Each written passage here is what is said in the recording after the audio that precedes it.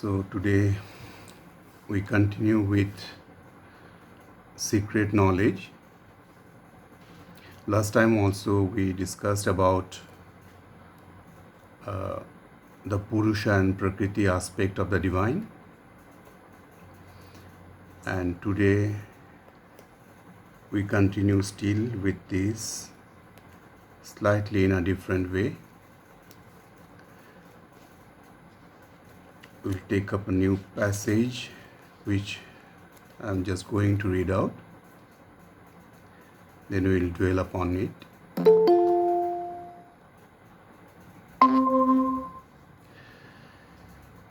So the passage is, the master of existence lurks in us and plays at hide and seek with his own force. In nature's instrument loiters secret God. The immanent lives in man as in his house. He has made the universe his pastimes field, a vast gymnasium of his works of might. All-knowing, he accepts our darkened state. Divine, wears shapes of animal or man. Eternal, he ascends to fate and time. Immortal, dallies with mortality. The all-conscious ventured into ignorance. The all-blissful bore to be insensible. So this is the passage we have chosen today. Now let us see. The first two lines are the caption lines today. The master of existence lurks in us and plays at hide and seek with his own force. In nature's instrument loiters secret God. The master of existence lurks in us is, master of existence is the one whom we call the divine. He is the master of existence because all that exists in the creation itself, including our earth and all of us living in this earth, all that exists in the whole creation itself, behind this, he is the one who pulls the string, the master of existence. He is the source of existence in his transcendental poise. So, he moves unseen here, doesn't want to be discovered easily in us. And we will see now, he plays hide and seek with his own force. And what is that? It is his other self, the Prakriti. And in each individual, there is this game of hide and seek which is going on in each one of us. And this play, this game is, this drama is enacted not only in the universal scale, but also in each one of us, that is in the individual also. And because man is an instrument of nature, we all of us are instruments of nature, that we know very well. So evolving nature effectuates her purpose through us, through the instrumentality of us, man. And in this instrument, the secret God who lives behind, he loiters, he moves leisurely, in a casual way, as if he is not there, and let us do our all what we want to do in our life, whether it's in a whimsical way, in fancies, in caprice. So he let us do everything in our way, and let us go also as slow as we want to, choose to, because freedom is the law of the spirit. He lets us go on our own way. Then finally, at one point of time, he prepares through all these meandering ways to realize that all that we have been doing, all that we have been thinking, all the life we till now have led is somewhat futile, and yet we know somewhere very deep that there is something which we truly aspire for, but of which we are not aware. That is what divine is. But it takes a lot of time to come to that particular stage when one realizes that enough is enough. I have gone through all this, but now the time has come for me to realize and let me fall in the line of that truth, that force which is higher, much higher, all-knowing, who is beckoning me from within. So in the next few lines, what we find, the immanent lives in man as in his house. He has made the universe his pastimes field, a vast gymnasium of his works of might. So we find that in each person, God lives in his dwelling. In each of us, it is the house of God, and he dwells there.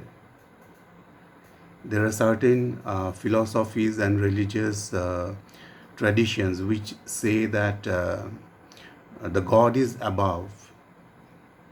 He remains up above, and he transcends this creation.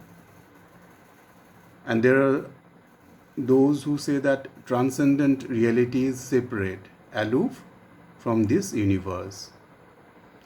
Then there are others who say that transcendent, that he is connected with this universe, is supracosmic, that is beyond the cosmos. But again, there are others, and especially so in our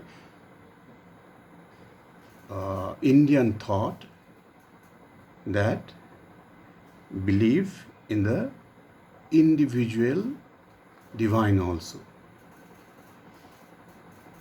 So what we find, there are three poises, three statuses of the divine. First is transcendent, which is beyond manifestation. The second is the universal one, that is the divine pervades the whole universe after creation. And the third one is the individual one, where he takes station in each one of us, you and me, and for that matter, all who are living on earth. He takes station in us. So this is the individual centers, These are the individual centers through which he works. So the immanent is the one who dwells within. That divine is dwelling in us also, in individuals, individual human beings. In Western philosophy, it is a little different. They say that they have created the universe, he has created the universe, the divine has created the universe, then left it. But in our Indian thought, it is totally different.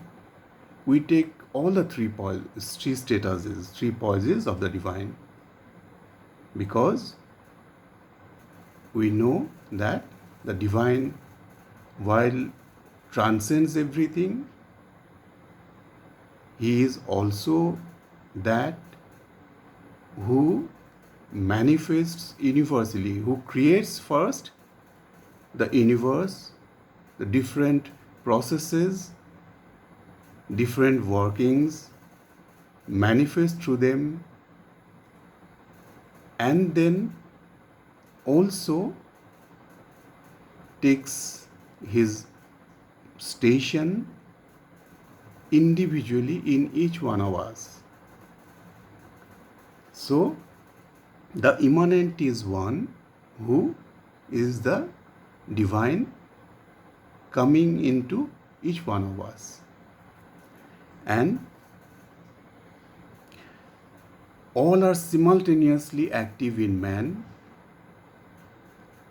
because man is the junction where all the three are connected. That is why man is also considered to be the crown of nature. It is only in man, it is only in man through whom the divine can manifest fully.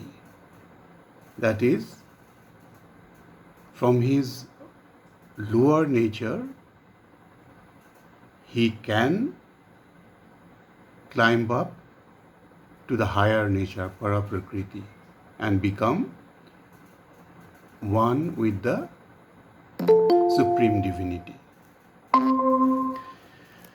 So, the immanent lives in man, the individual, as in his own house. But for this game, for his pastime, the universe is a field. He has made this universe a vast gymnasium of his displays of might. This whole universe, the nature, he works out through the nature, and because we are in nature, instruments of nature, then we become a part of it, the whole play, and we struggle through different courses in our life, what to do, what not to do. We think it out, we act, but because of our ignorance and limitations, which is an outcome of lower nature, there is bound to be mistakes, there is bound to be lot of problems and difficulties through which we'll have to move. But again, it is finally the divine who,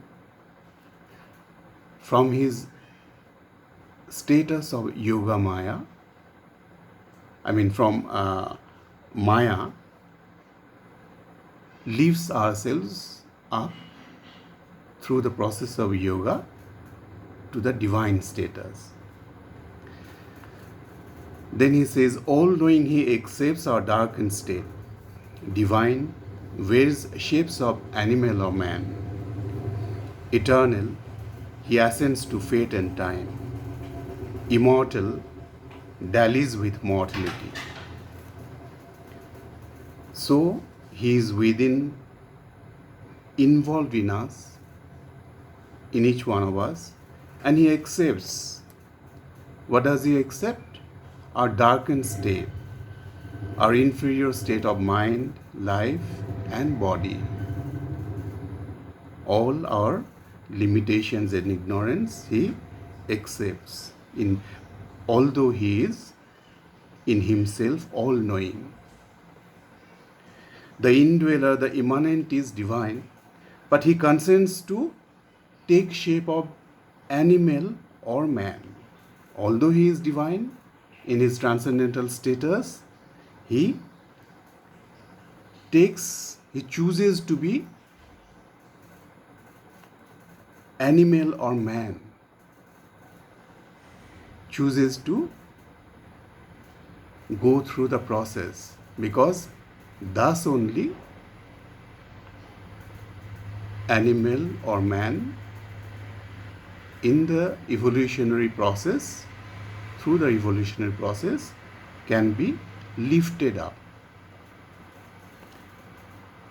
In himself he is free, unbound, but he ascends to the rule of fate.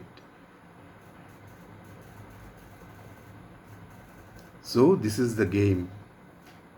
So it is a conscious acceptance of what he is not actually. Although he is divine in his own right, in his own sphere, but he chooses to come down here in this morbid earth, in us, only to become or take us to his fullness.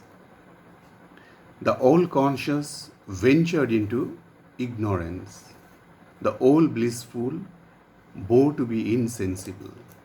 Again he says. So, all-conscious, who knows everything, the divine knows everything, knowing everything, he chooses to come down to ignorance, enters into ignorance by his own choice, and the all-blissful bears to wear the mask of insensibility. He becomes insensible also in man. So this is all his play.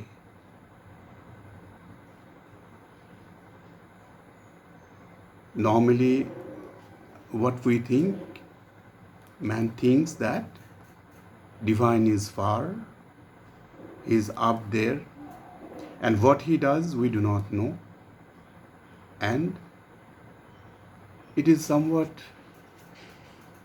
has remained what we call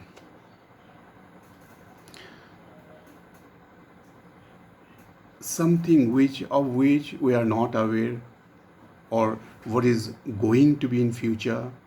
It remains a riddle for man.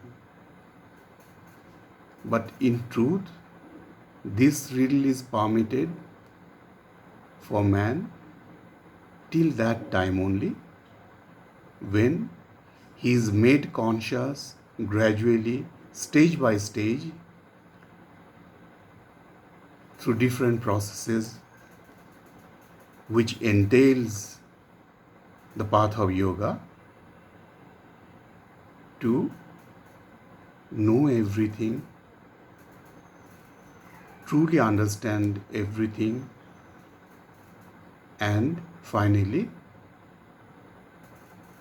tread the path and become that which is already written out for man. That's what he says in Savitri, in somewhere else also, that in the beginning is written the end. Each one of us is journey, long meandering journey through different lives. So many lives we have crossed by now, and so many more are there to tread. We don't know even. But through all this meandering path, he is gradually taking us, holding our hand, and taking us to our true destination in Him only. That is the divine status. So this is something very, very beautiful, and the way Sri Aurobindo puts all these, it is really something very wonderful. Because the more you read Savitri, the more you sink down into the profundity of it, the deeper consciousness, the truth consciousness. So this is for the day today.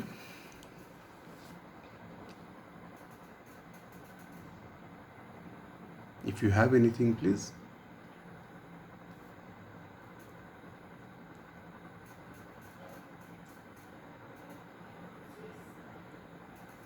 Okay then. Jai Ma.